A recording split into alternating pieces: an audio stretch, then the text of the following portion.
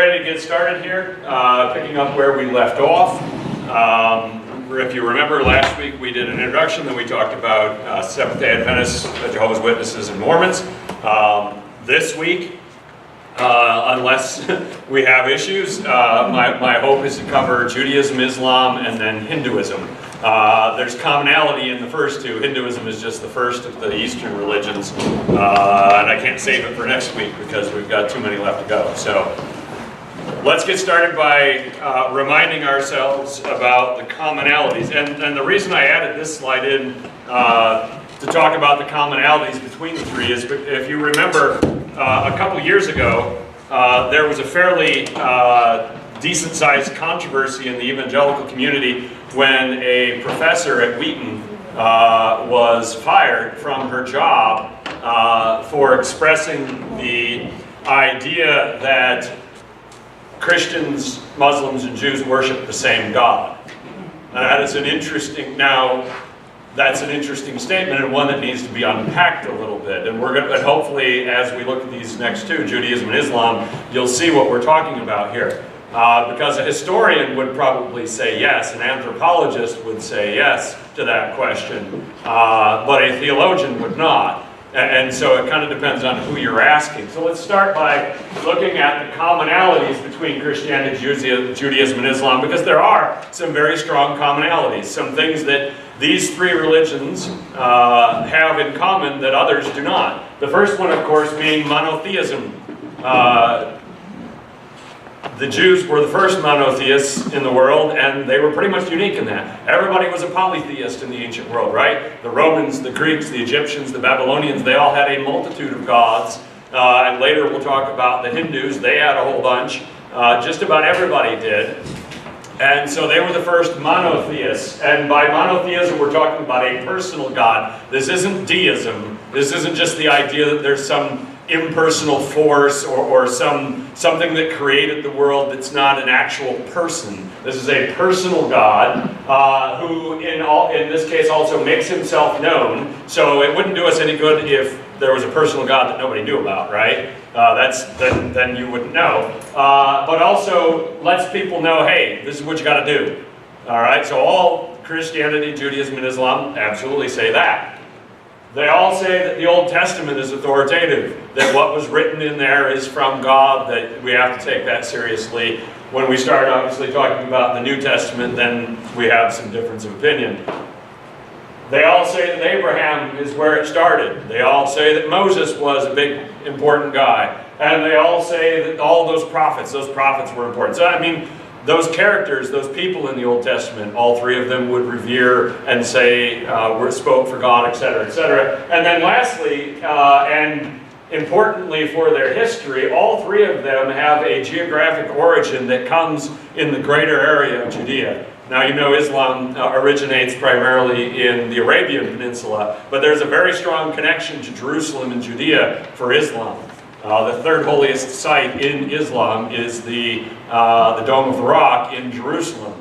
It's the place where Muhammad is said to have ascended to heaven. So it's a big place for Islam as well. And of course that connection geographically leads to a lot of the conflict later on. So let's break them down. We'll look at Judaism and Islam. So first, starting with Judaism, what is it? Well, and this is where we got to make sure we understand our terms. Judaism is the religion. It's the monotheistic religion of the descendants of Abraham. That's what Judaism is. That's that first term. The second term is Jew.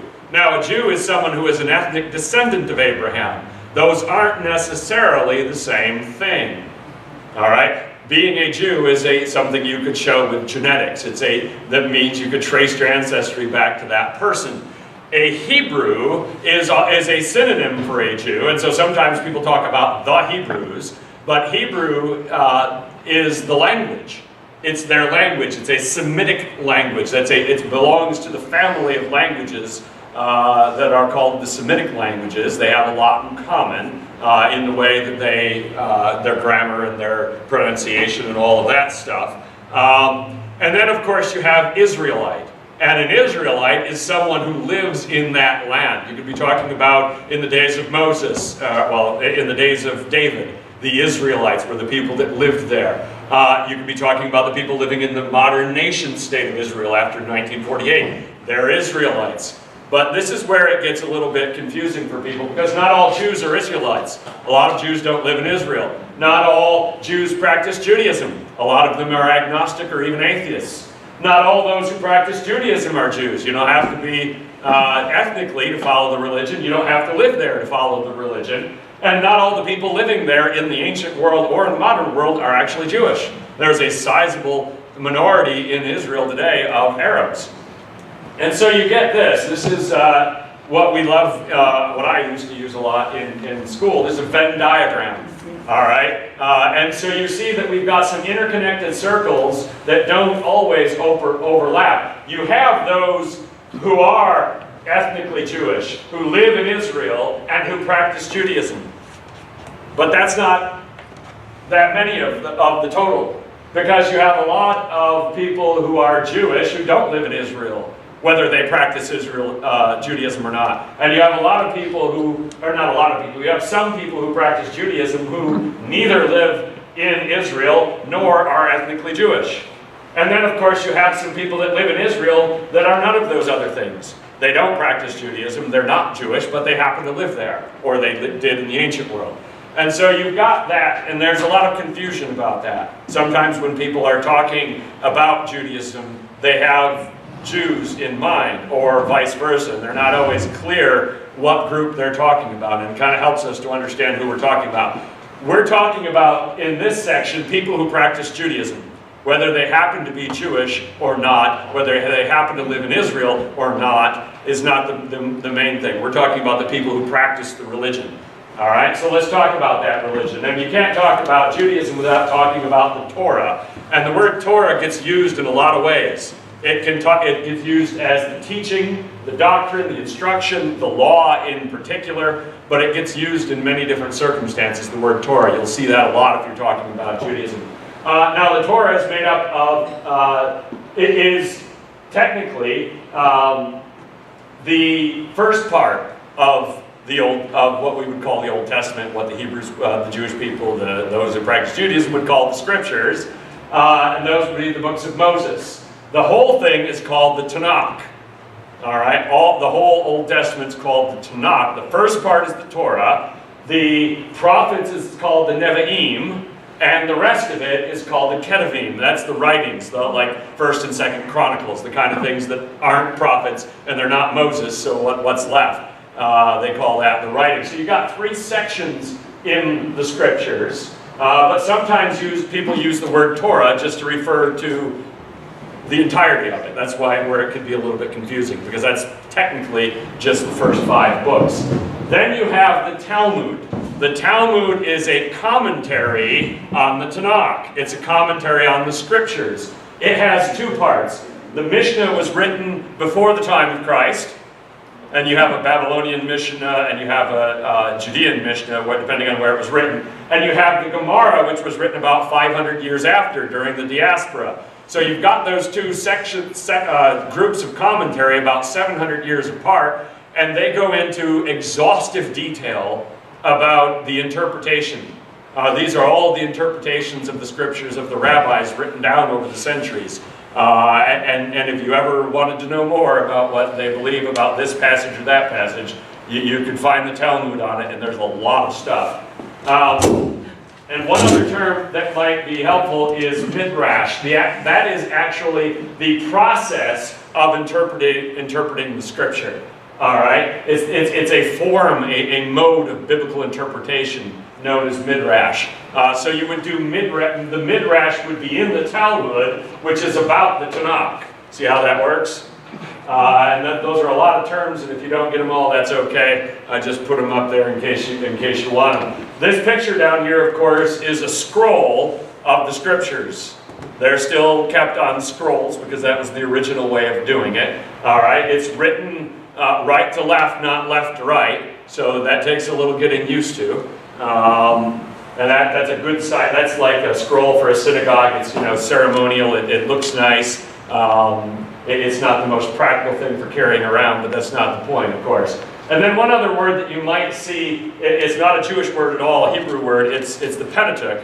That's the Greek meaning the 5 books, the first 5 books of Moses. So that would be a synonym for Torah.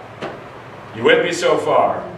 All right, moving on. And another thing that's important in the history of Judaism is the Greek Septuagint. All right, that would be the Greek translation of the Hebrew Scriptures that was made in the 3rd century BC in Alexandria. The city of Alexandria was controlled by the Greek Ptolemaic dynasty. They're descendants of one of Alexander's generals. They controlled Egypt, and Alexandria was a great city of learning. They had a huge Jewish minority community there. And their king said, you know what, we really don't understand those people at all because none of us can read their holy scriptures. Why don't we get them to translate it into something people can read? And so they did. They translated it into Greek, and it became a hugely important and influential translation. So much so that by the time of the 1st century, the time of Christ, the Septuagint was generally accepted by the Jewish community as equivalent with the Scriptures. All right? Nobody was walking around saying, you can't read it that way, except for your most zealous anti-Greek culture zealot. You know, the kind of people that wanted to start a war and get rid of Rome, the kind of people that eventually did start a war and get rid of Rome in 70. Well, not get rid of Rome, but got themselves killed. So we have that translation. It's going to be very influential. And when you go to the New Testament and you see an Old Testament quote, a significant number of times that quote is not from the Hebrew Scriptures, it's from the Greek Septuagint. Some of the New Testament authors go back and forth between quoting from the Hebrew or quoting from the Greek. All right, showing us that in their mind it made no difference at all. All right. And the reason we can tell which one they translated it from, even though their writing is all in Greek, is because of the words. All right, because the Greek translation and the Hebrew original is not obviously the same, and sometimes that shows in the quotations. So it's a very important and influential translation. The irony is that later on, the Jewish community rejected it because the Christians were using the Greek Septuagint as their Old Testament translation. And because they wanted to distance themselves from the Christians, they went back to the Hebrew Scriptures, even though for centuries they had primarily, most of the people had been reading it in Greek. So much so that eventually they don't even bother with it. But of course the Christian community continued to use it. So it's a very important and influential translation of the Hebrew Scriptures. Important people. You guys know these people already, but just as a reminder, obviously Abraham is where it all starts. His promises of the land and of the descendants are hugely influential in the history of Judaism. And so all Jews and people and Hebrews are descendants of Abraham. Or at least ought to be. Of course, these days it's a very difficult thing for anyone to prove their ancestry that far back. It used to be a big deal. They used to obviously take very much pride in being able to trace your ancestry back to one of Jacob's 12 sons. Moses, of course, being very important for establishing the law. The first one to write down these things, right? The story of Abraham, the story of Noah, etc., etc. He's the one that wrote that stuff down. It was part of their oral history before, but writing it down preserves it. That's the base. The actual practice of the religion comes from those first 5 books. All right, that's the foundation of all of it. And of course, he's also famous for leading the people up out of Egypt. David is going to loom large in their history and their theology as well as the second king of Israel, the founder of his own dynasty. And of course, the most important thing for later generations about David is the promises that his heir would always sit on the throne. Of course, Jews and Christians interpreting that promise in a very different way. And then Elijah, as a representative of the prophets, the many important prophets, of course, but Elijah being one of the greatest, and also there being some prophecies about his return, etc., etc. So we've got those important figures, which of course are also important in Christianity and also important in Islam. let's talk about some of their distinctives, about some of the things about the practice of Judaism that stand out. The first one being the Sabbath, or Shabbat. That's the Jewish day of rest. It's observed on Saturday from sundown Friday until sundown Saturday. All right? Every week of the year, every Friday night when that sun goes down, it's the beginning of Shabbat. All right? And it lasts for 24 hours. Now, there's usually a ceremony, a lighting of candles and the sharing of a meal. Nothing too elaborate. But you have to plan ahead if you are a practicer of the religion of Judaism, because you can't do any work on the Sabbath. All right? You're not supposed to do anything. And if you remember from the Gospels, there's a lot of argument going on in that first century Jewish community about just what you can and can't do on the Sabbath. And believe me, there's a lot of literature in the Talmud about that, of the rabbis saying, no, you can do this, no, you can't, that's crazy, you can do that, right? And them arguing about what you can and can't do, what rest means, what work means. Those are things that they've continued to work on defining. And of course, connected to that in many ways are the dietary laws, often called keeping kosher. Couple of main rules for that. One is that you can only eat mammals with split hooves. And if you don't pay attention to their feet, that means basically no pigs. And you can only eat seafood that have fin and scales, which basically means no shellfish. And also, I would say probably the other weird, gross stuff like calamari and whatnot, right? I'm not eating that anyway, but it's got no fin and scales. You also have to keep your meat and your dairy separate, all right? And you have to have separate utensils, separate ovens, separate dishes, everything. If you're going to prepare non-kosher food and kosher food in the same kitchen, this is a chart over here explaining all the steps that you need to do to keep your kitchen kosher if you're going to have non-kosher stuff in it. It's quite complicated. And you can go to the store, right? You can go and find an aisle and find something that's kosher this and kosher that. It just indicates that it was prepared according to those standards. Circumcision. Circumcision is an initiation rite, and many religions have initiation rites. Most, in fact, many cultures, apart from their religion, have initiation rites. They're very common. And actually, circumcision was not relegated to only the Jewish people in the ancient world, but it was a mark of belonging that is performed on the 8th day of a newborn Jewish boy's life. They'll bring an official in. He's called a moil, and he'll take care of business. That's the day that they name the boy as well. It's a mark of belonging to the tribe, of saying, I'm one of them. There's a big issue in first century Judaism, because if you think about the Greek culture that was affecting them, that was everywhere, the Greeks went to the baths, right, to the gymnasium, the bath, and the men and the women were separate. The men were always nude there, and the women were in their half.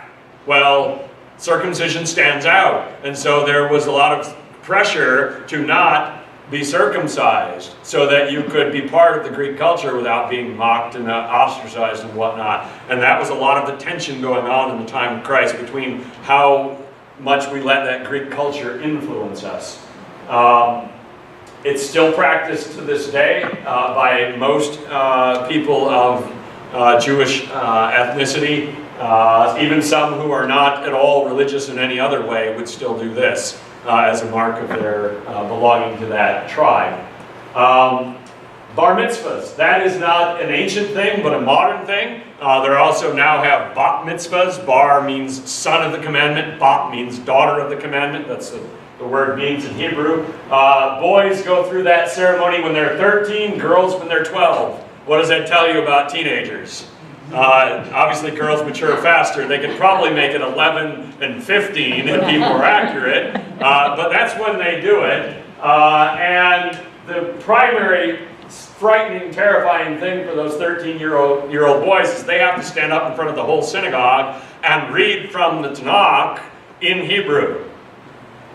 As a 13-year-old boy with a voice that's changing, probably, right? And many of them might not have any knowledge of Hebrew before this. They go through classes to learn how to do it, but you can imagine that that's not a moment that they're going to go into without a little bit of fear.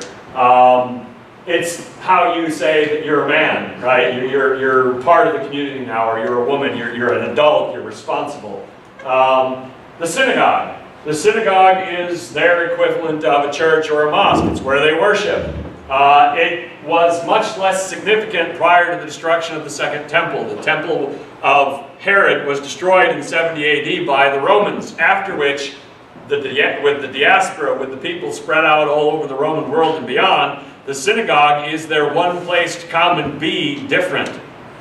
All right, to where they can be with their own people, where they can do the things that they need to do to practice their religion. And so the synagogue becomes much more important later on in history, but it already was significant in the first century. All right, you see many times in the Gospels Jesus going into the synagogue in Capernaum or other places. And then, of course, Paul in his missionary journeys is always going to the synagogue first. So they were in all of the communities where there were enough Jewish people living, they had a synagogue by then. And the rabbi, that's the teacher of the Torah. That's their primary role, is to teach the Torah. Of course, there's a lot of other things that go into it. In Orthodox Judaism, only a man can be a rabbi. In the other branches of Judaism now, women can be as well, but the Orthodox hold to the ancient tradition and only have men. After the destruction then of Jerusalem, when you no longer have the priests serving at the altar in Jerusalem, suddenly the rabbis become much more important. All right, you no longer have the sacrifices being done. You no longer have the festivals in Jerusalem. All of that stuff is gone. And so the role of a rabbi becomes much more important in teaching and training people, in keeping them alive. Because remember, they're a minority everywhere they live now. Jerusalem. Jerusalem is obviously key. This picture here shows you what I said earlier about conflict. This is the Wailing Wall, and we'll get to that just in a minute. That right there is the Dome of the Rock. Close. As you might say, a stone's throw away. And that's an accurate term, because many a time there have been stones thrown from up above down on the people below. All right, and there have been riots and there have been fighting, and when you're that close, it doesn't take much to get something started. But Jerusalem is the sacred city. It has holy places to both Christians, Jews, and Muslims, which is why it's been fought over and conquered so many times, and why so many wars and conflicts have started on its streets. The Wailing Wall is all that remains of the first century Jewish temple. The Romans, when they destroyed it, knocked every stone off that foundation. Literally, they threw them all off. It was a flat, blank space when they got done with it. They were basically saying, you're not rebuilding here. And they never did. All right, the people were scattered. It was never going to happen again. And so if you are a Messianic Jew, if you are a Messianic follower of Judaism, and you have dreams that the Messiah is coming, this spot is going to be very important to you, because the rebuilding of that temple is part of that Messianic prophecy. And so without a new temple, you got to hang up there, right? And so there are Orthodox, primarily Jews, living in Israel today that have all the implements of the temple ready to go. They've rebuilt, they've made them. And they're just waiting for that moment when that rebuilding can start. One big problem. You can't rebuild the temple without knocking down the Dome of the Rock. You can't knock down the Dome of the Rock without declaring war on about 22 countries. All right? Without starting, basically, World War III. So the government of Israel is not going to let them try to blow that building up or anything, because they don't want World War III. It's a big thing of tension. So the diaspora. After the destruction of the temple in 70 AD, the Jewish people, by and large, were scattered all over the world, and since then have continued to, as after Columbus and all of that. And these numbers represent some of that. 2.5 million Jewish people living in North America. That's a significant number. You probably didn't know this. 8.5 million in Latin America and the Caribbean, with over 5 million of those in Brazil. one of the largest populations of Jewish people in the world is in Brazil. The reason for that, the reason why that is one of the largest, of course, is because the number in Europe is 430,000. Prior to World War II, that number was well over 7 or 8 million, depending on who you ask and where your number's from. Now that number's down to 40,000, 400,000. Of course, we know what prompted that. Africa, you know, you've got about 100,000 in the Arab world, a couple of 100,000, only a couple hundred in Asia, about 500,000 in Australia and the rest of Oceania. But you can see that their people are spread out all over the world. And then in Israel itself, I don't think it has that number on there. The number I think is, what was the number? Last time I checked, I thought it was, oh shoot. I'm forgetting. I think it's 6 or 7 million is all. There's still, of course, more people living outside of Israel than inside of Israel. It's a very small country. We've got three main branches of modern Judaism: Orthodox, Reformed, and Conservative. The Orthodox are the ones that, here a picture here on the left, they usually dress in black. They've got the long, the men have the long braids inside of their face. They stand out, all right? They are the ones who try to hold to the most traditional beliefs and practices. If it's what they did back in the day, that's what we do now. That's their attitude. They're the ones singing, "Give me that old-time religion," all right? Half the Jewish people in Britain, in England, are Orthodox. That's a big percentage. In the United States, it's only about 13%. All right, so they're a minority in America amongst the Jewish people. They're about half in England, and they're about a quarter in Israel. The conservative are the ones kind of in the middle. All right, they're trying to be in the middle, kind of. They're trying to be between the Orthodox and the Reformed. They're saying, we can update things, we can reform things. We don't have to get rid of everything, but we're not going to go as far as the Reformed. All right, so they're kind of straddling the fence and being in the middle. In the United States, they're the second largest group at 18%, but outside the United States, there's not that many people that fit in the conservative. So if you leave the United States, you've got Reformed, or excuse me, you've got Orthodox, and you got Reformed. You got people on both ends and not very many people in the middle, which of course makes politics in Israel interesting when you don't have much of a middle. The Reformed are the ones that say it's really the ethics of Judaism that we need. Let's not worry so much about the Sabbath or kosher or the holy days or any of that mumbo jumbo. Let's just focus on the ethics. And to different degrees, they still practice some of those rituals, but for the most part, they're in it for the ethics. In the United States, that's the largest group by far. So if you meet a Jewish person in the United States, most likely they're Reformed. Depending on, of course, if you go into like the Hasidic community in New York, in those neighborhoods, it's almost all Orthodox, but taken as a whole, those are the statistics. And so you've got three main branches that, with some very different outlooks on what it means to practice Judaism. We can't talk about the history of Judaism without talking about some of the violence. And it goes back a long ways. The pogroms have been around since the Middle Ages, whether you ever learned about that in history or not. They usually got kick-started during the Holy Week, because of the Passion plays. You would get Christian communities in the Middle Ages in Europe celebrating the Passion play and getting all excited and all emotional about it, and then looking across the town and seeing that Jewish community and saying, they're the ones that murdered Christ. And then they go out and burn the synagogue, or they go out and beat people up, or whatever. So that happened, unfortunately, quite frequently. Oftentimes the Jewish people were told in mass, you have to leave England, you have to leave Spain, you have to leave Italy.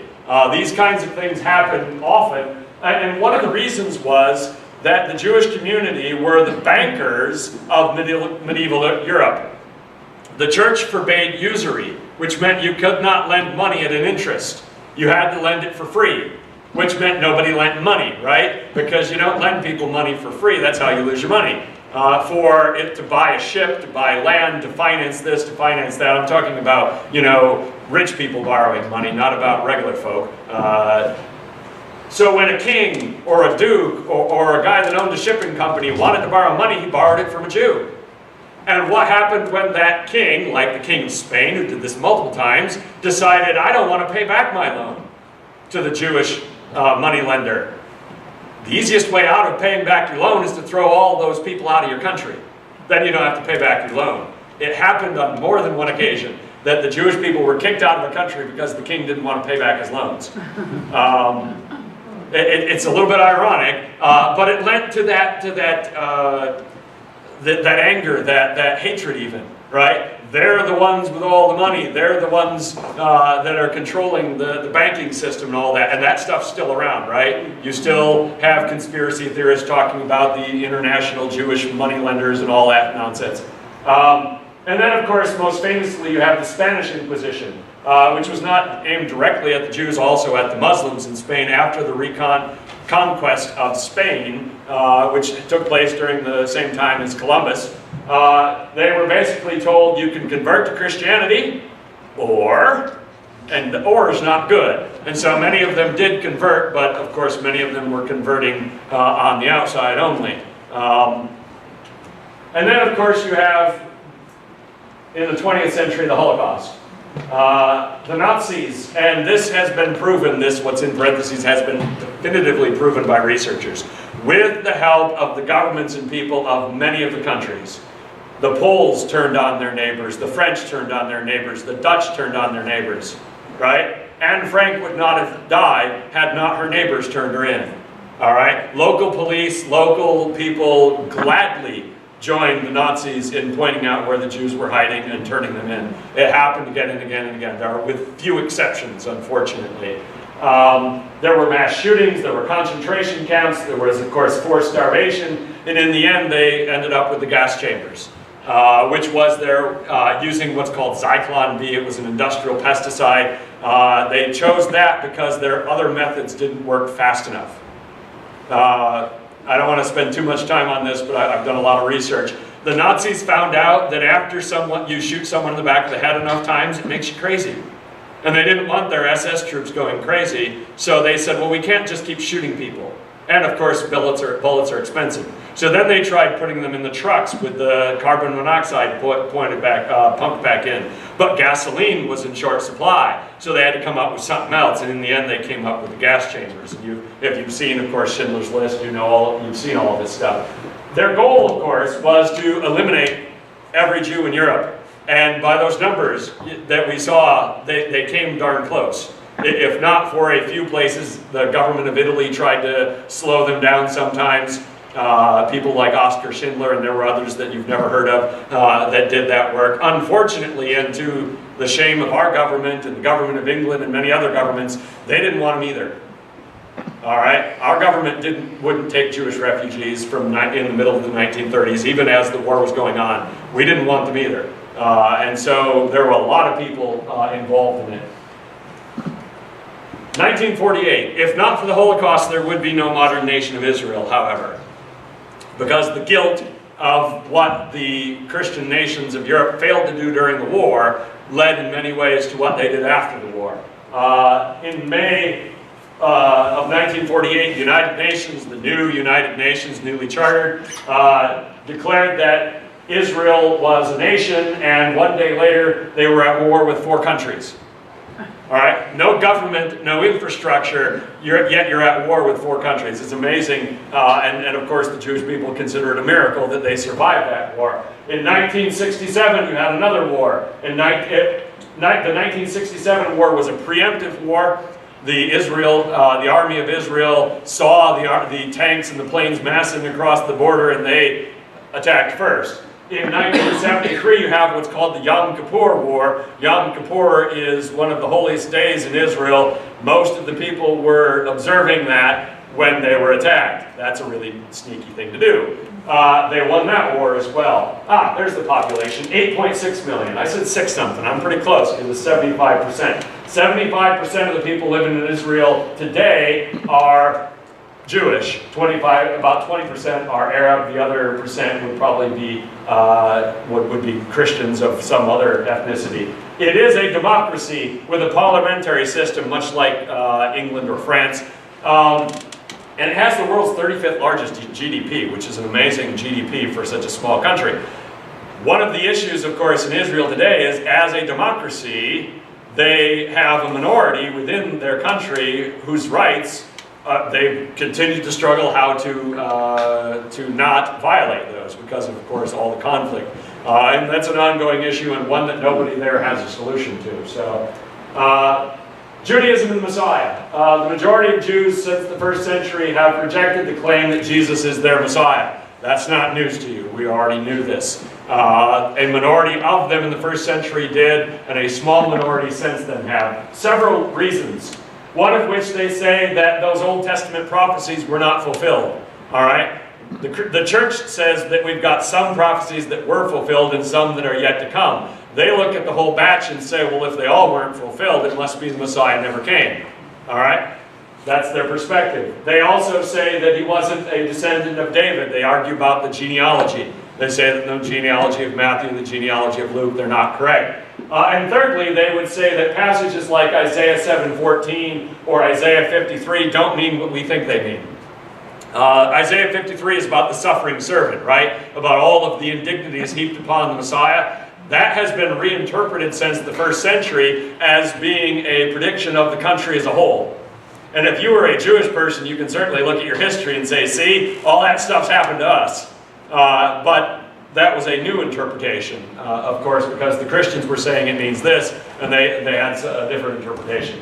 And of course, many of the Jewish people, Orthodox in particular, who actively participate in their religion, are still waiting for the Messiah. Every once in a while, there has been someone who they said, oh, here he is, he's the Messiah. And then, of course, when it doesn't happen and that guy dies, they say, well, we were mistaken, it wasn't him. But there are some that still are waiting for the Messiah. Judaism in the church. Here's where we get some things that people struggle to understand. We've got an old covenant and a new covenant. The covenant of Abraham and the covenant of David, according to Christians, still, according to the church historically, those are still in effect. They have not lapsed. They are still to be fulfilled. The covenant with the church is therefore a new covenant. It's not part of the old covenant. It's sort of like a sequel. Hollywood loves sequels, right? Everything's got to have a part two. And so it's a new covenant. It's even called the new covenant. During much of church history, of course, there has been animosity between Christian communities and Jewish communities. That is without a doubt true. However, after the Holocaust, and so the last 70 years or so, there has been a significant shift in many Christian communities towards support of Israel.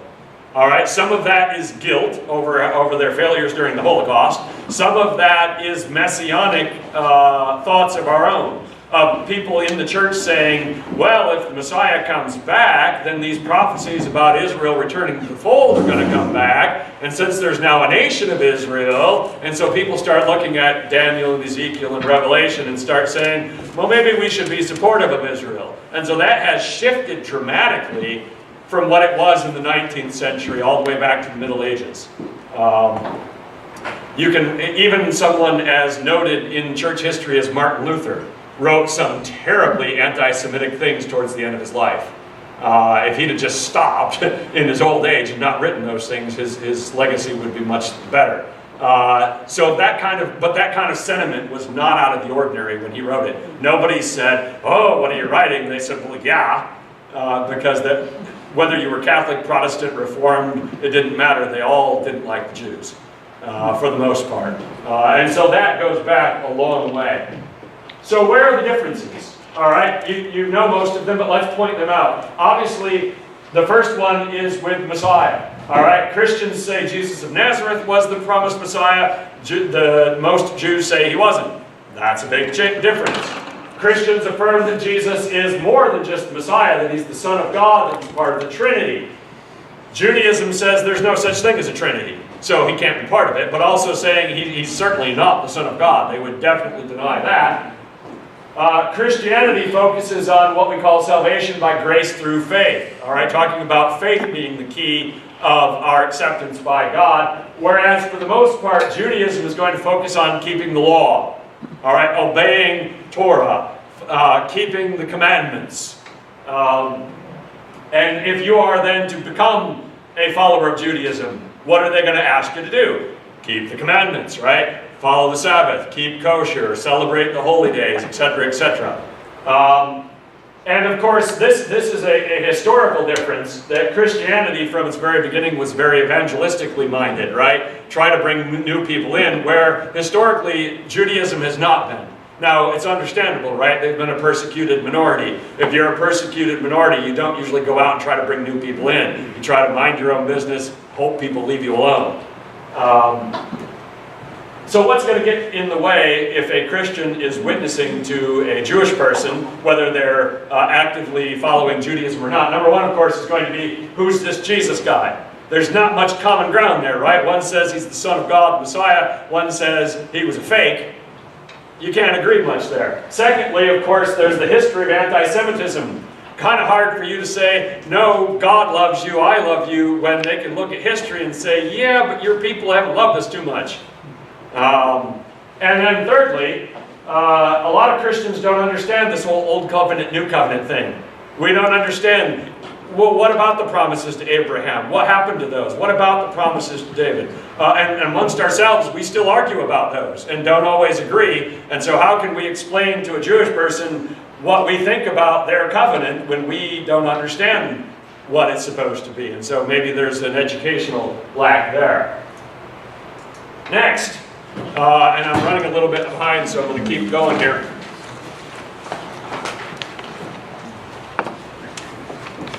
Of all 11 that we're going to talk about, nobody is getting more press in the last 15 years than Islam, right? And so therefore, none of them are as rife with misconceptions and misunderstandings as Islam. So we're going to try to clear those up, try to give you the straight scoop on what a Muslim person actually believes. First off, the word itself, Islam, is a noun in Arabic, all right? And it simply means submission. And that's going to be a key focus to understanding Islam, is that the very word Islam means submission, which means, and so if you are a Muslim, you are one who submits. You're a person who submits. Of course, the unspoken part of that is to God, to Allah, to the Prophet, to the Quran. Allah is the Arabic noun meaning God. It's just the Arabic word for God. It's not a proper noun in that sense. It's just God. The Hebrew equivalent would be Elohim. All right? It's simply the generic term in the Hebrew scriptures for God. Sometimes Elohim is Yahweh, is the God of Abraham. Sometimes it's the God of the Babylonians or the God of the Egyptians. It's just the word for God. In Arabic, that's what the word means. There was a controversy a few years ago with some Bible translators who, when they translated the Bible into Arabic, used the word Allah for God.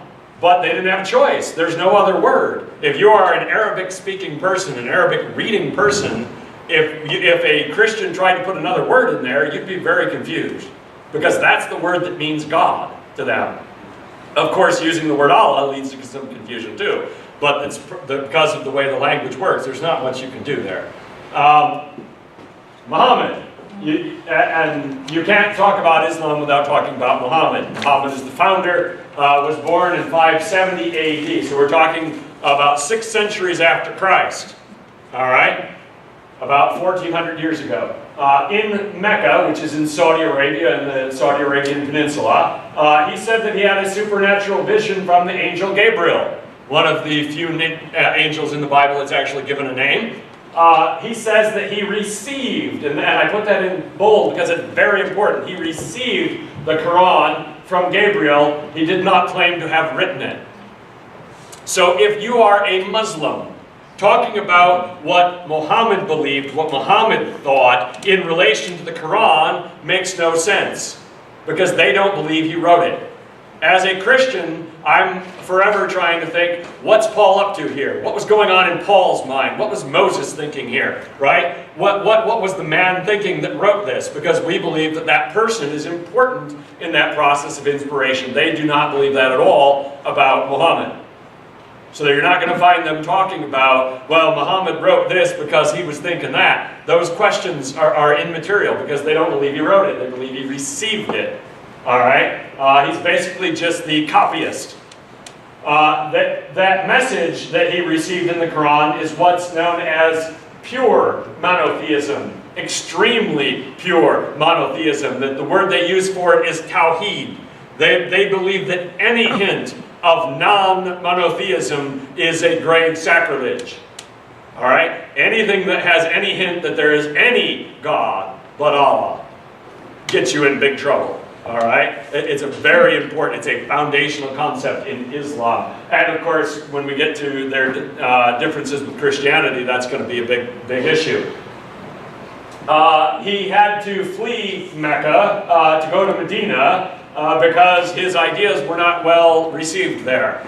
The city of Mecca had a lot of business from pagans who were worshiping at the Kaaba, and they came there, they brought in a lot of taxes, a lot of trade, a lot of money, and when he tried to shut that down, they chucked him out. He came back later after 3 major battles and recaptured Mecca. Muhammad's history is that of a warrior, fought in several major battles and a lot of skirmishes. Very different than Jesus. Much more akin, perhaps, than to David or Joshua than Moses or Abraham or Jesus. He is viewed by Muslims as the paragon of virtue. So if Muhammad said this is the right thing to do, then it's the right thing to do. So in essence, what they're doing is saying that 7th century Arab culture is the normative ethical culture for everybody, everywhere, forever. If they liked it, it's still right. If they didn't like it, it's still wrong. All right? So they're basically saying that's the spot that we're sticking, or that we're grabbing, we're sticking to it. Period. And a lot of the ethical issues that people talk about Islam are because of that. It's what Muhammad did. It's what Muhammad said. So it sticks. We can't change it. The 5 pillars of Islam, the practice of Islam can be boiled down to these 5 things. These are the 5 things that every good Muslim must do. Number 1 is say the Shahada, and it has to be said in Arabic. You can't say it in English or Chinese or whatever. You have to learn to say it in Arabic or it doesn't count, basically. And that is the phrase that you probably know the start of, right? There is no God but Allah and Muhammad is his prophet. It's short. And once you say that in Arabic, you are a Muslim. All right? And which, if you've heard, you may have noticed in some terrorist incidents, including the mall in Kenya a few years ago, the gunmen were walking up to people and saying, say the Shahada. And if the person couldn't say it in Arabic, they shot him. Because any Muslim would know how to say it in Arabic. It's more basic to them than the Lord's Prayer. You can't not know this thing in Arabic and be a Muslim. All right, so there's the first thing. You got to make an oral commitment. You have to say the words. The second thing is the prayer 5 times a day. You've seen that many times in film and whatnot. You got to face Mecca. You have the prayer rug. You kneel on it. You pray 5 times a day. Every day, no matter what, 5 times a day, right? They get up early in the morning and they do one late at night. And you have the call to prayer from the tower, all that stuff. The third thing is zakat, and that's charity, basically, giving to the poor. It's pretty much mandatory, 2.5%. The Hajj is making the pilgrimage. You, as a Muslim, you are supposed to go to Mecca at least once in your life and go to the Kaaba, to go to that sacred spot. There is a statistical problem with that because there's about 1 billion Muslims in the world today, and the government of Saudi Arabia has a strict limit on how many people they let into the country for pilgrimage. It is mathematically impossible for every Muslim to get to Saudi Arabia to do the pilgrimage. It'll never happen because by the time all the people in line go, they've died, right? You can't get up there. And of course, many of them are far too poor to travel internationally for this. So it was not a problem in the 7th century, but it's a problem today. And the government of Saudi Arabia gains massive prestige in the Muslim world for protecting those shrines and administering that. It's a very important thing. And then lastly is the fasting during Ramadan. for a month from sunrise to sunset, you are not allowed to eat anything. Basically, it doesn't matter if you're sick, it doesn't matter if you're ill, don't eat during Ramadan. It's a big deal. All right, so those are the 5 things. All right, they're things to do, right? They're not about ethics per se, other than the charity, but they're just the stuff that you're supposed to do. The Kaaba is this box here in the center of Mecca, and you see all of the people walking around it. It's a massive crowd. They've had many incidences in the modern era of people being trampled there because the crowds are so big especially when it's the time of year that you can go there. It's in the desert, so it's not that easy. And I'm not going to try to pronounce the actual name of the Kaaba because I'll screw it up. It's the most sacred site in Islam. This was the place that the people were worshiping at before Muhammad came. And so they retooled it, repositioned it, and now they're all supposed to go there. The Quran, and you've probably seen the spelling with a K too. There's no one accepted spelling for Quran, so this is the most common one these days, so I went with that. That is, of course, the sacred book, and you'll notice that there's nothing on it but writing, no images. They take that whole graven image thing very, very seriously. Depicting the Prophet Muhammad, like in that earlier picture, could probably get you in some serious trouble, depending on if you're in a strict government like perhaps Saudi Arabia or in Iran. So it's not a good idea. The Quran is half as long as the New Testament and only 14% as long as the Bible.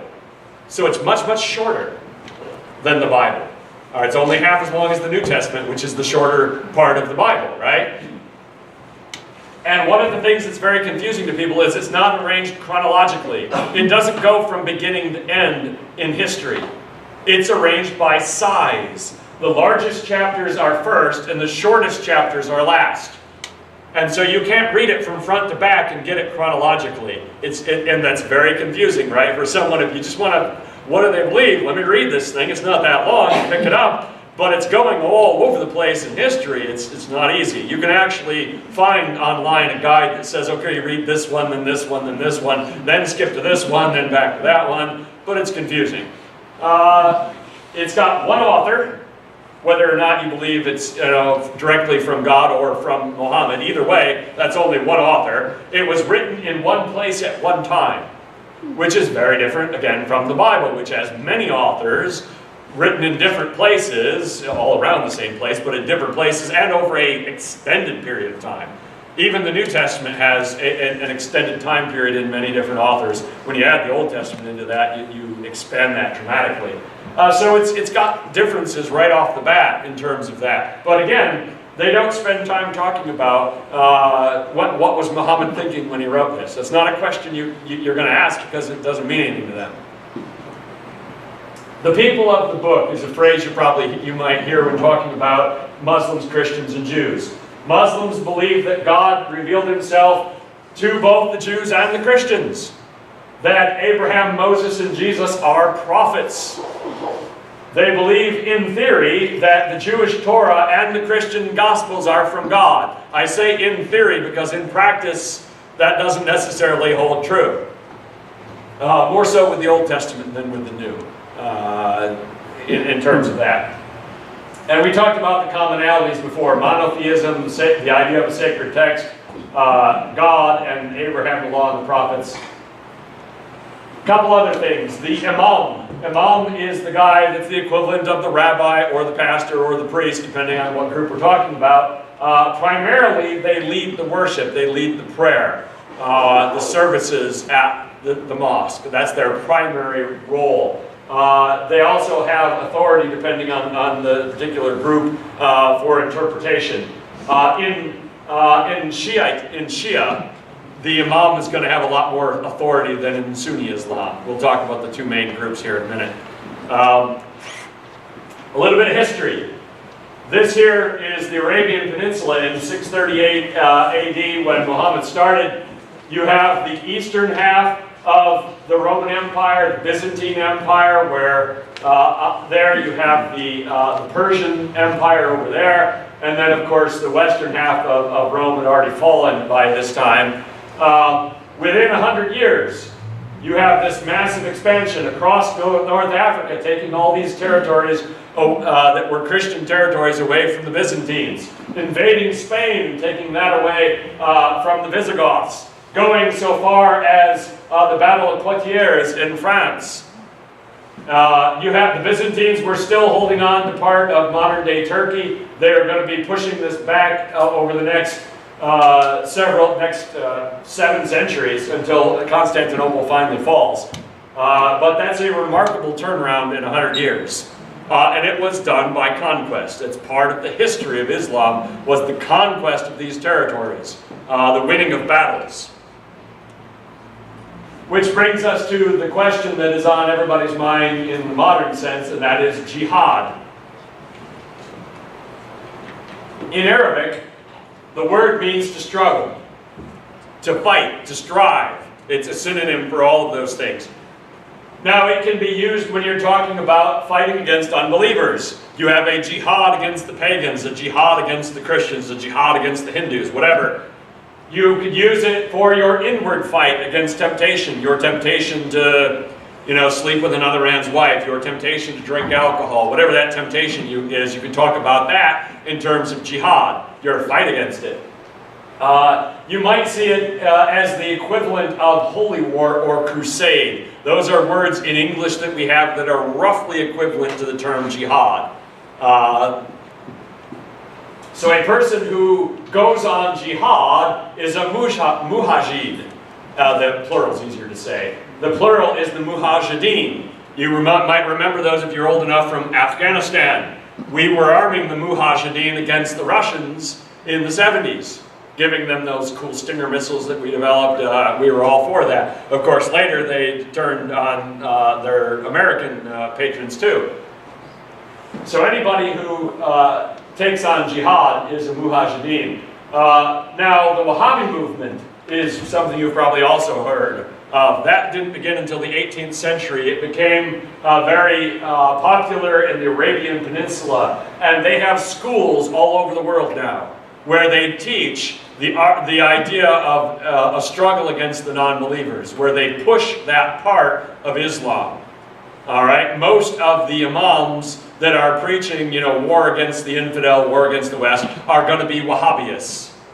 That's just one movement within Islam, though. There are many that don't belong to that. And so just saying that someone is an imam doesn't tell you anything about what he's necessarily teaching until you figure out what group he belongs to. There's also the Sunni versus the Shiite thing. Until recent years, most Westerners didn't know much about this. I can guarantee when the British and the French were sitting down and putting the boundaries of Iraq together after World War I, they weren't thinking about Sunni versus Shiite, because they didn't draw the line in a way that would help them at all, did they? They put them both in the same group and said, oh, they're Muslims, they'll get along. Not so much. This is a dispute that goes back to what generation is it? It's like the 3rd generation after Muhammad. His grandson was killed in a battle against the Umayyad Caliph. He was killed, and he was considered the martyr of the Shiite movement. All right, they celebrate his death every year, and it sometimes gets violent. Commemorate is probably a better word, because they consider him to be a martyr. And so the Shiites believe that only a descendant of Muhammad can lead them. Whereas the Sunnis basically believe that it belongs to the person, that deserves it or has earned it or conquered or whatever. And they have different practices, different customs, different law, and they really don't get along. And they really haven't gotten along for a long time. The whole thing between Iran and Saudi Arabia is Sunni Shiite, all right? And that's been going on for a long time. And it's not going anywhere. All right? Think of it in terms of some of the wars that have been fought between Protestants and Catholics. All right? On the outside, people are like, aren't you all the same? Why are you fighting each other? On the inside, they know exactly why they're fighting each other. And they're not going to stop anytime soon. 90% of the Muslims in the world are Sunni. Only about 10% are Shiites. So the Shiites are a very small minority within Islam. 20% of the world's Muslims are Arabs. Most Americans, if you ask them to talk about a Muslim, are going to talk about an Arab, aren't they? That's just naturally what Americans think of. However, the world's largest Muslim country is Indonesia. And they're not Arabs. They're East Asians. Not even close. So you've got North Africa, you've got the Middle East, the steppe of Asia, these parts of the Asia that used to be part of the Soviet Union. You've got a little bit in and around India, East Africa, and then of course Indonesia are the main areas. This part right here is the Shiite part, and primarily, and you can see that goes right through the middle of Iraq, making things interesting. So what does Islam say about Jesus? The Quran says he was a prophet, that he was like Moses, Isaiah, but it says he was not in any way the Son of God, because they have strict monotheism. God cannot have a son. He cannot have any division at all in him. No spirit, none of that. Let me just give you a couple of quotes, right? Let's take it right from the Quran so you see what it actually says. And surah would be the chapter. This is the chapter, and that's the verse. So Surah 112, here's the quote. He is Allah, the one and only, Allah, the eternal, the absolute. He begetteth not, nor is he begotten, and there's none like him. It's a direct contradiction, of course, of what the Gospels say about Jesus. They're quite upfront about that. 4 verse 157 says, indeed, they say, indeed we've killed the Messiah, Jesus, the son of Mary, the messenger of Allah. They didn't kill him, nor did they crucify him, but another was made to resemble him to them. And indeed, those who differ over are in doubt about it. They're basically saying that the guy that died on the cross was not Jesus. God made someone look like him to fool the people that were trying to kill Jesus, but he never died on a cross. He wasn't martyred. All right, that's the explanation for it. So basically they're saying the Christians are confused. They got it, they misunderstood what happened. They say that Christians believe in three gods. All right, a Christian's going to say, no, it's a trinity. It's one God in three persons. They're like, that's three gods. All right, but their understanding of that is very confused. And this comes from what most people would say was Muhammad's lack of familiarity with Christians. The Christians he knew, he didn't know that well. Oh Jesus, son of Mary, did you say to the people, take me and my mother as deities besides Allah? The Quran seems to suggest that Christians worship the Father, Mary, and Jesus. All right, and that probably happened because he visited some churches in Syria and saw the statues to Jesus, the statues to Mary, and thought it must be Mary's one of the three that you're talking about. As far as we could tell, he was a little bit confused on that, and of course it's denying that. So where do we have our biggest differences? God in Judaism and Christianity is involved.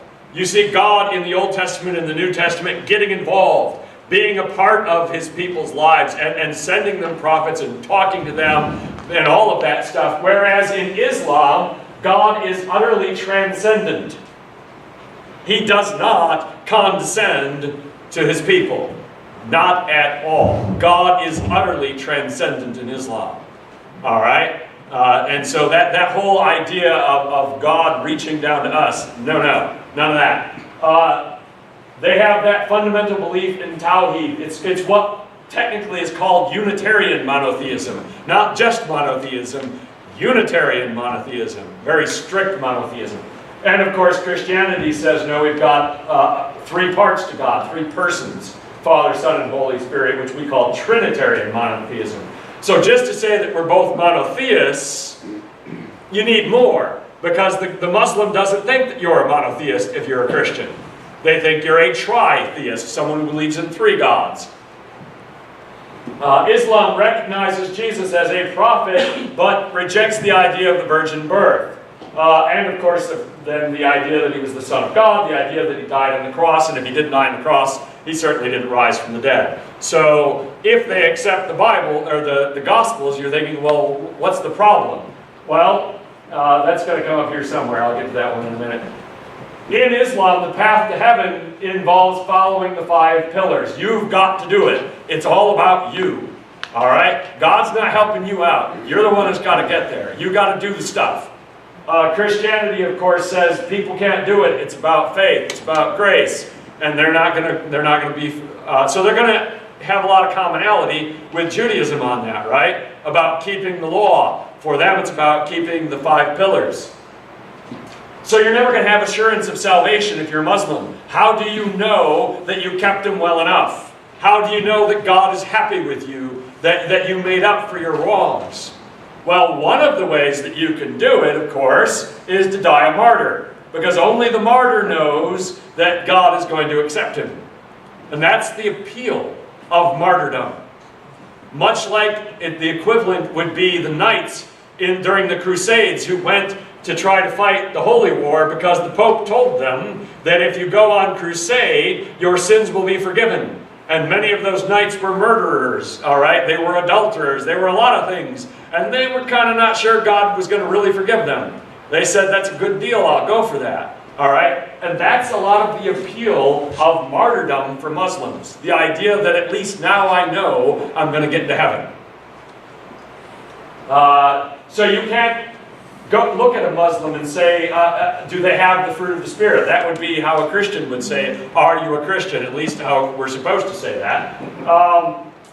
And so that has something, that's a big difference. All right? A Muslim's not going to be sure that they're saved. They're not going to talk about assurance like a Christian would. So what are the barriers? And this is just another map showing the Christian versus Muslim. Number one, of course, is shirk. And that is the unforgivable sin of idolatry and polytheism. If you are a polytheist, God will never forgive you if you worship more than one God. And so if you say to Muslims, no, Jesus is the Son of God, they're like, that's shirk. I can't do that, man. I can't be forgiven if I do that. Secondly, of course, they say there was no crucifixion. I'm going to have to work. That's a problem. And thirdly, and that's where that comes from, they think that the Bible that we have today has been corrupted. That over the centuries, the Bible was corrupted, and then they started believing Jesus was the Son of God, and then they started believing in the resurrection. But the original writers didn't believe any of that stuff. The other place you're going to hear that exact same argument are with critics like Bart Ehrman, who is a former Christian, who is actually an apostate, who says the same thing. So you might find a Muslim showing video written by a former Christian talking about how the Bible was corrupted, and so they'll look at that and say, see, even your own scholars believe it was corrupted. It happens quite often. They would use that in their evangelistic efforts to try to convert Christians. Use things made by Christian agnostics or formerly Christian, whatever you want to call them. All right. We're a few minutes behind, but we've got to get one more in. And we are going to change gears dramatically. Away from monotheism and into a place that is much, much different. And so there are going to be a lot of stuff here that you may have never heard of and may not understand, but we're heading east.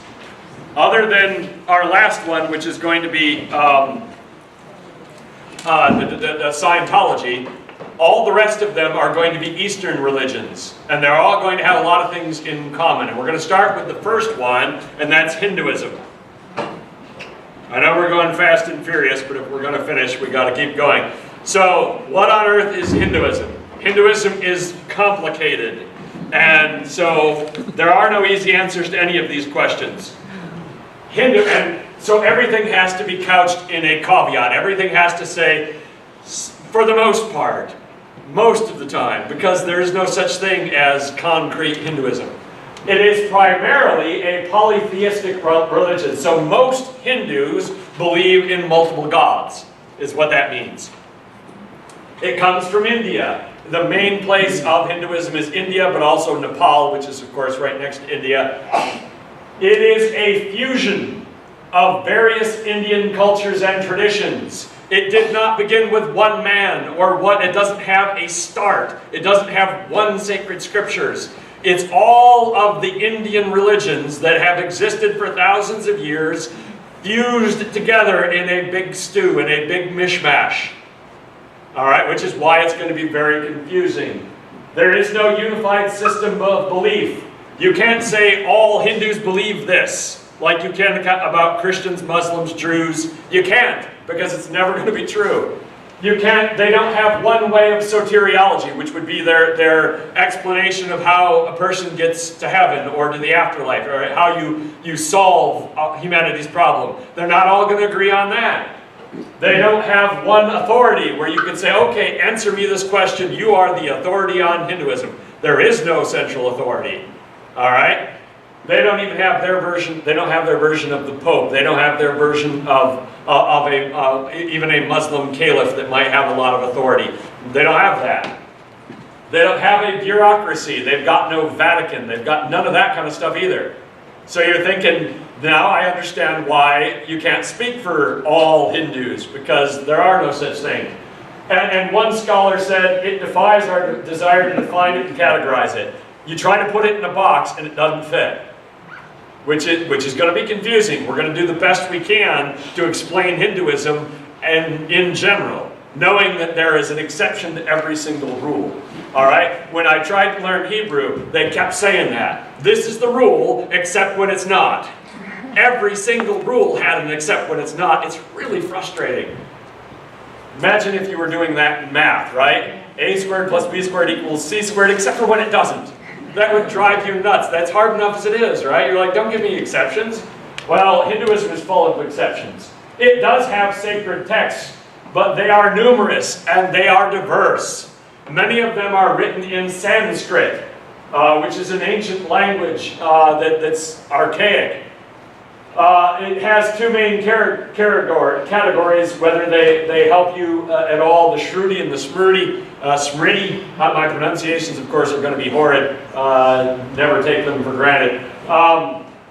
You might have heard of the Vedas. That's one of the earliest forms of the Hindu scriptures. They believe that these things, they basically believe that these ancient scriptures are things which are eternal truths that sages, guys that really figured things out, they wrote them down over the centuries. This guy understood it, he wrote some stuff down. That guy understood it, and he wrote some stuff down. All right, they were enlightened enough to figure it out.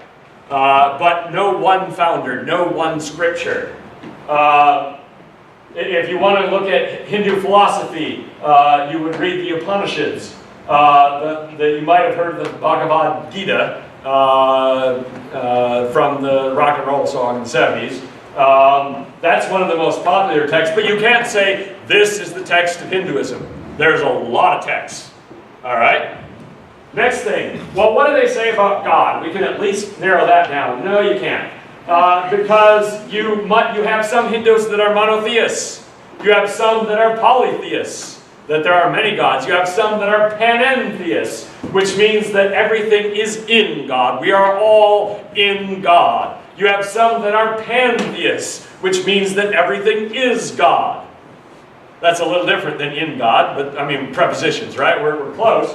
And you have some that are pandeists, that kind of more kind of like the Force in Star Wars kind of thing, right? And you even have some Hindus that are atheists. So you can be a Hindu and believe basically anything you want about God. It's multiple choice. Hindus, by and large, believe that all living creatures have a soul. This is a pretty basic belief that most Hindus are going to believe. And that soul is called your Atman. They believe that it is eternal. Every person has one of these, but also other living things as well. Everything's got a soul. These souls are eternal. They've always been here. All right? That's pretty basically true for most Hindus. All right, I'm going to try to boil this down. I couldn't write it any simpler because you can't. You just can't. So some believe that your Atman is indistinct from the Supreme Spirit. You can't separate that soul out from God. It's all part of the same thing. Whereas other Hindus believe that our souls are distinct, all right? That your soul is separate from God, that you are not the same as God, all right? And that matters, of course, for your theology about other stuff. That would be the dualistic one, right? That they believe that you're separate from that Supreme Spirit. And they've got a lot of names, right? God can be referred to as Vishnu, as Brahma, as Shiva. You've heard of those ones, but also these other ones at the bottom. There are a lot of different names for God, all right? Of reflecting the fact that some Hindus believe in a few, some believe in many, some believe in one. So just saying who's God to a Hindu is a big question. And one Hindu might answer that question completely differently from another. But the thing that we're going to have to wrap our head around, which is hard for a Christian to wrap your head around, is that Hindus are okay with that. They're not going to freak out that a fellow Hindu has a different belief about God. All right? We freak out about that, call that person a heretic and get upset. They don't freak out. Dharma is a big concept in the Eastern religions. It's basically what your moral and ethical obligations are. All right? And because these came out of the Indian history, Indian culture, they largely reflect your cultural and caste obligations. So your dharma is going to have a lot to do with where you were born in India and what your caste was that you were born into. We'll talk more about the caste system later. Buddhists believe in Dharma, the Jains and the Sikhs believe in Dharma, we'll get to those two in a minute, as well as the Zoroastrians. Well, I didn't pick Zoroastrian as one of the 11. It's primarily in Iran. It's an ancient religion. There's not too many Zoroastrians today, but they are the only ones that aren't from India that also believe in Dharma. In Hinduism, let me see if this helps you understand. The dharma of the bee is to make honey. The dharma of the river is to flow. The dharma of the sun is to shine. The dharma of the cow is to give you milk. Everything, every living thing, everything has a dharma, a purpose. The thing which it is supposed to do. The natural thing that it's supposed to do. And so, of course, so do people. All right? Our ethics, our morality is to do what we're meant to do. Which is pretty broad, right? It's going to leave a lot of interpretation, but that's basically what they're saying. You're supposed to be doing in life that which you were made to do. Which is not all that different from Christianity in that sense, right? We would say that people were made by God to fulfill a purpose. However, the implications or the application of that are going to be quite diverse. Karma and reincarnation. This is the one thing, if you were to say, tell me something about a Hindu, most people would say something about either karma or reincarnation. These are the ones that are popular for people's minds. Karma is Newtonian, all right? It's the action and reaction, cause and effect. You guys know what I mean when I say Newtonian, right? Sir Isaac Newton, for every action there is an opposite and equal reaction. If you learned that in physics, or at least we're supposed to have learned that in physics. So if you do something in life, the karma of that is the reaction to it. If you do a good thing, there will be good karma. If you do a bad thing, there will be bad karma. It is the natural, universal reaction to every action. It is very important to a Hindu to understand that. There's no idea of fate here. Nothing is happening because it has to happen. There's no idea of predestination. Everything is happening as a result of something else that has already happened. Everything is action, reaction, in an ongoing circular cycle. What you do then in this life, good or bad, will determine your karma in the next. All right? Now, you can worship a god, you can pray to a god and say, please spare me from some of my karma. That's about all you can do to get in the way of karma, is pray for a little bit of alleviation, a little bit of mercy. You're not going to pray for them to stop karma because they don't believe they can. They don't believe the gods can stop karma. Karma will happen. That's a very important concept for a Hindu person. And so when you die, you're probably going to have unresolved karma. Either good stuff that you weren't rewarded for, or bad stuff that you weren't punished for, right? And you can understand, right? Everybody, when they died, got away with some stuff, and they didn't get rewarded for some of the things they did either. And so they believe that with each ongoing life, you're trying to resolve that karma. You're trying to balance it out, so that at the end of your life, it's gone. But until you do, you're going to keep having more and more and more lives. And the caste system reflects that. So when every single person in Hinduism is born, they are born with karma on their shoulders from their past lives. Now, how are you supposed to know whether or not that person deserves good karma or bad karma? There you get the caste system. All right? The caste system has 5 levels to it, and they are very much like a pyramid. The top level are where the priests belong, the holy men. The second level would be your kings, your warriors, your administrators, your governmental officials. The third level is the middle class, the merchants, the artisans, the tradesmen, the farmers, right? Blue-collar guys are in the middle. The next to bottom would be the commoners, all right? They would be your regular laborers, but not your artisans, right? Just workers, but not as much so as say, a miller or someone who actually has a skill, a trade. Just regular laborers. They're a step below. And then on the bottom, you have the untouchables. Also called the Harijan or the Dalit. There are different names for it. And that's how you determine karma. You are born into a caste that reflects what you did in your past life. If you're born into nobility, it's because you deserved it. If you're born on the bottom, it's because you deserved it.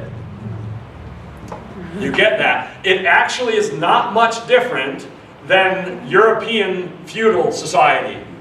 If you were born a noble, it was because God wanted you there. If you were born a peasant, that's your own problem. And there wasn't much change in that, was there? You couldn't rise up very easily from that other than revolt and rebellion, which is why the peasants were always revolting, because they didn't like their spot on the bottom. Now, the idea of a caste is technically illegal in India today. After World War II, the newly independent Indian government abolished the caste system, and they said, this whole thing, we're not doing this anymore. But the people, especially in the villages, in the remote villages, they still do this all the day long. All right? So it is now illegal to discriminate against an untouchable. But nobody is stopping them. It's very hard to stop that momentum that has been going on for about 2,000 years. All right? And because people believe that it's their karma. So just because the government said that don't be mean to them, doesn't mean the people are going to stop when they believe that it is ordained, not ordained's the wrong word, that it is their own fault. If you're born an untouchable, it's because you were an evil, rotten, horrible person in your past life. So why should I be nice to you now? All right? That's basically the way it works. So it kind of tells you that in their past lives, most people were jerks, right? Because the pyramid is the biggest at the bottom. Not that many people were nice, because not that many people are at the top. More about the caste system. If you challenge somebody's status, if you try to lower someone's caste or raise it, you are going against karma. You are trying to stop that person's karma, and you are a fool because you can't do it. That karma must happen. There are 150 million people in India today that are untouchable. So more than 10% of the people in the country are considered untouchable. They are the very lowest of the low. They have the lowest jobs and can only have those jobs. They like working with dead bodies and being sewer workers and that kind of stuff. They can't become a doctor. They can't go to the right, to a nice university. It ain't happening. Whether the government makes it legal or not, that it's still not going to happen. If you are an untouchable, in many cases you can be beaten with impunity. Untouchable women can be raped by mobs with impunity. Upper caste Hindus, very much so, try to keep them in their place. Anybody thinking about Jim Crow in the South back in the day? It's the same thing. Keep them in their place. If you were an untouchable man and you kissed an upper class woman, they would lynch you just the same as they would have done in Alabama.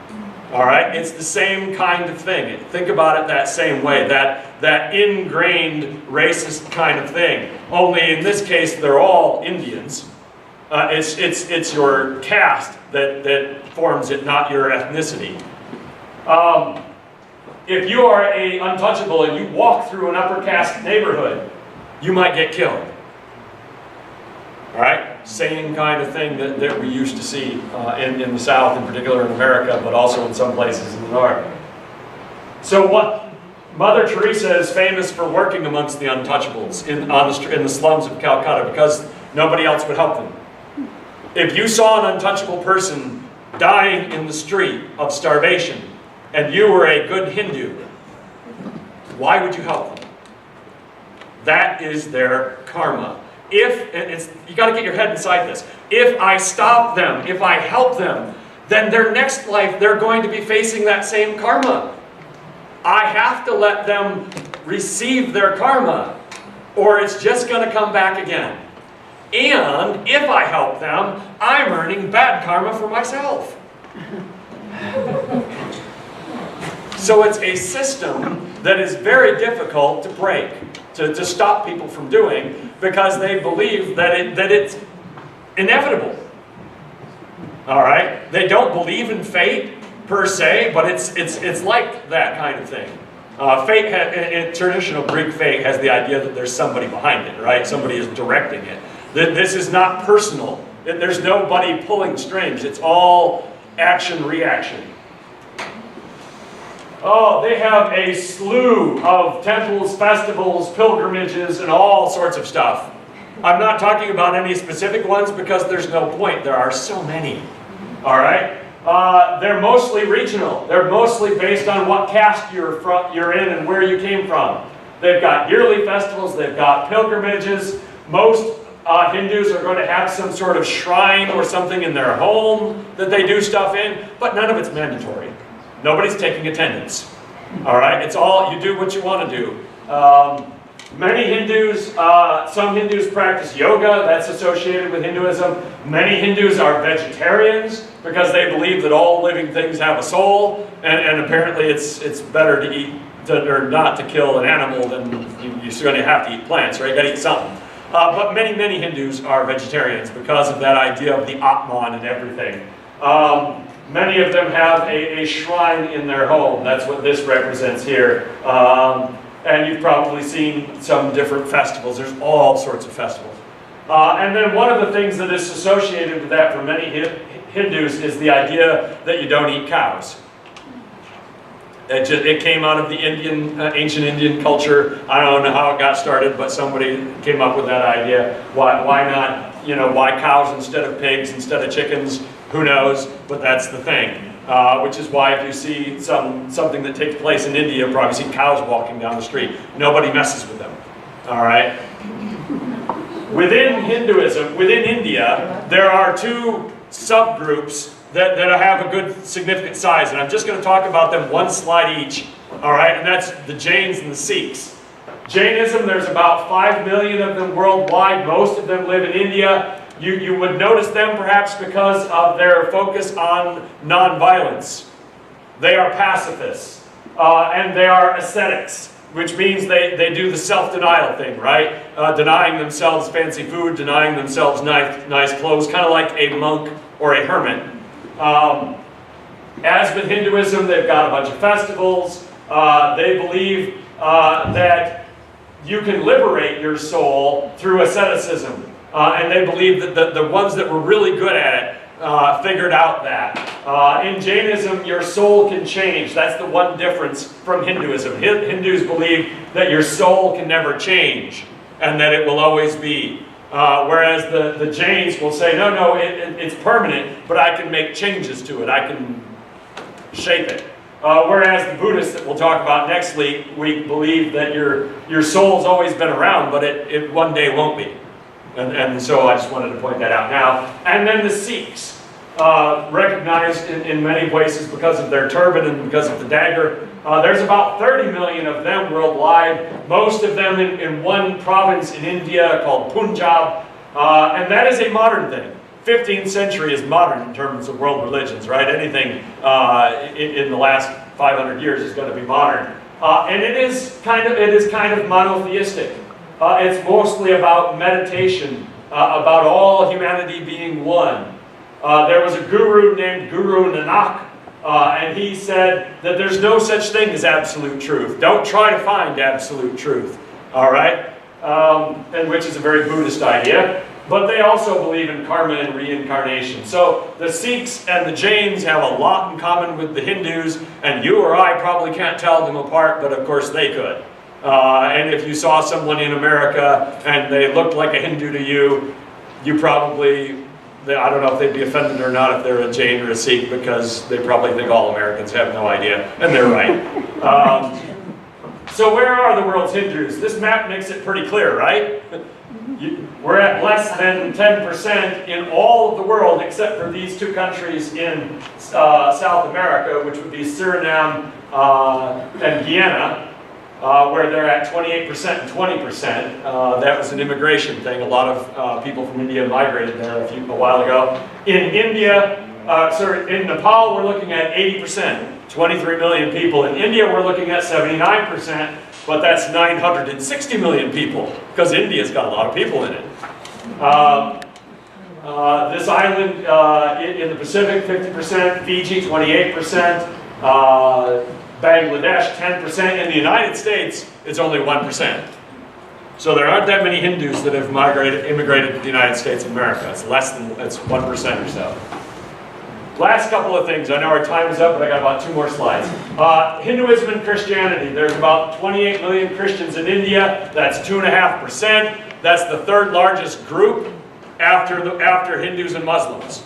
Just about the same as the Sikhs, right? We just saw that. Historically, it has been claimed that the Apostle Thomas actually came to India in 52 AD. In the 3rd century, there was a book written in Syrian called the Acts of Thomas, which talks about his travels there. That can't be proved or disproved. There's not enough archaeological evidence to prove it. However, in the 6th century, we definitely archaeologically know that there were Christians in India. So whether Thomas got there or not, somebody got there by the 6th century. So, and this is one of the first churches.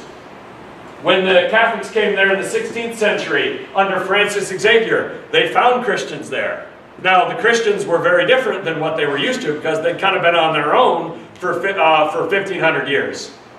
And then when the Protestants got there with William Carey in the 18th century, they too found Christians already there. For the most part, there's been peace in India between Hindus and Christians. There really hasn't been a history of violence, for one reason, because of course the Hindus are so diverse themselves. They've got a lot of live and let live kind of attitude about that, because they're everywhere in terms of their beliefs. If they got all upset about it, they'd be fighting themselves all the time. So what's going to get in the way between a Christian and a Hindu if you're witnessing the gospel? Number one, you're going to run into apathy. If a person believes, I got a lot more lives coming, telling them that they need to focus on their changes and making decisions in this life, it's going to be hard, right? Don't worry about it, man. This ain't my only life, is what they're going to be thinking. And because of karma, a person who is on a top caste, one of the top 2 or 3 castes, they're probably not going to be looking for hope in life, because they think, hey, I'm doing something right. My past lives, I was doing something right. I got this thing going. Someone on the bottom, the untouchables and maybe the caste above it, they're the ones that listen to the gospel, because what do they got to lose? They're at the bottom of the bottom. And of course, Hindus believe in multiple truths. When the missionaries got there, they preached Jesus, and the people said, yeah, we'll take him. And the missionaries thought, we won, we got it. And they turned around and walked away, and they realized, wait a minute, they just put him on the shelf with the rest of them. Buddha's a god, Allah's a god, Jesus is a god, man, take whatever. All right, it's kind of a hippie feel, right? Man, believe what you want, it's okay, there's lots of gods. That's cool. You know, we'll add another one. They think all religions are true. All paths are the same, are getting you to the same place. That whole analogy that we're all climbing a mountain we can't see because they're on that side and I'm on this side, that is a very Hindu idea. All right? They're down with that. And so they say no one religion can understand all of God. That's fine. There's truths here, there, everywhere. That's a very Hindu idea. And so if you're, as a Christian, saying, no, there's one truth, one God, one faith, you're bumping up against things that their deepest held beliefs. All right, and so next week we will pick it up.